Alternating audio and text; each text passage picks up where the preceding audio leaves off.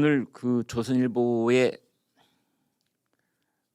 여론 전문 기자가 칼럼을 하나 실었는데 그 이제 최근에 그 윤석열 대통령의 국정 수행에 관한 국정 운영에 대한 평가 지표가 좋지 못한 점을 왜 그렇게 됐을까라는 것을 분석을 했는데 뭐 여러 가지가 있습니다. 첫 번째는 윤석열 대통령 취임 이후 100일 동안 무려 여론조사를 100번이나 했답니다. 저도 이거 보고 깜짝 놀랐습니다. 아니 무슨 여론조사를 정말 하루에 한 번씩 한 거예요. 네? 하루에 한 번씩 100일간 100건 하루에 한 번씩. 대개는 일주일에 한 번, 뭐 보름에 한 번, 한 달에 한 번.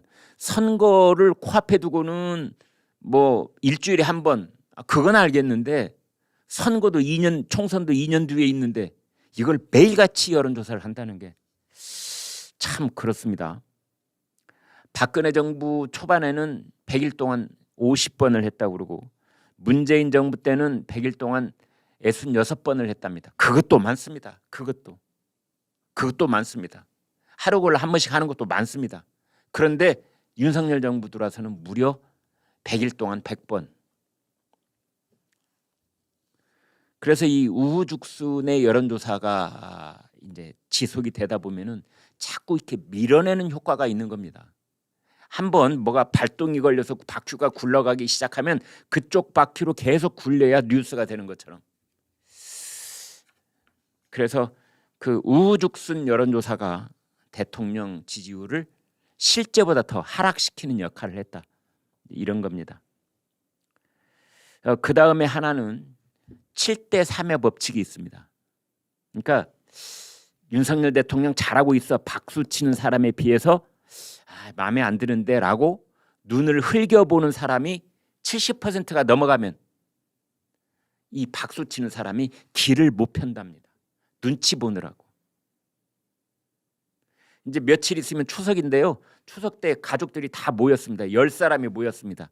그런데 윤석열 대통령을 비판하는 사람이 7명이 넘어서 7, 8사람이 되면은 윤석열 대통령을 끝까지 지지하는 2명 내지 3명의 사람이 입을 대체적으로 다물게 된다는 겁니다. 밥상머리에서. 이제 이러한 것이 이른바 여론조사 그 계통에서 말하는 7대 3의 법칙인데 독일 학자죠. 노엘레 노이만이라는 사람은 이것을 침묵의 나선 이렇게 용수철처럼 빙빙 감아 올라가는 그 나선 이론으로 설명을 하고 있습니다. 이렇게 말했습니다. 사람들은 자신의 견해가 다수에 속한다고 생각할 때에는 공개적으로 의견을 밝히지만 그 반대일 때는 침묵한다. 자기의 의견이 다수다 할 때는 막 열띤 토론을 벌이는데 자기 의견이 아주 소수라면 침묵을 하게 된다. 이런 겁니다. 그러니까 가령 6대 4 이 정도면 내가 4에 속한 의견이라도 한 6대 4 정도 되면 나도 열심히 토론을 참여를 해서 상대를 설득하려고 그러는데 이 비율이 7대 3 이상으로 벌어지게 되면 소수 의견을 가진 사람이 입을 다무는 경향이 있다라고 독일 학자가 얘기를 했습니다. 그 다음에 또 하나 문제는 우리나라 여론조사 회사가 너무 많습니다. 너무 많습니다. 92곳이나 된다네요. 92곳.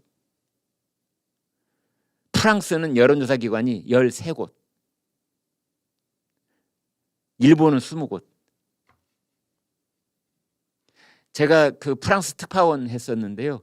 정말 여론조사 기관이 몇 곳 안 되기 때문에 기사를 몇 분만 쓰면 여론조사 기관 다 외우게 됩니다. 머릿속에 딱 들어와 있어요. 지금도 몇 곳은 생각나는데 근데 우리는 여론조사 기관이 너무 많아갖고 어떨 때 보면은 듣보잡일 때도 많고요. 이거 뭐야? 이런 여론조사 기관이 있어? 응? 이럴 때가 많습니다. 90곳이 넘으니까 뭐 100곳이죠. 100곳.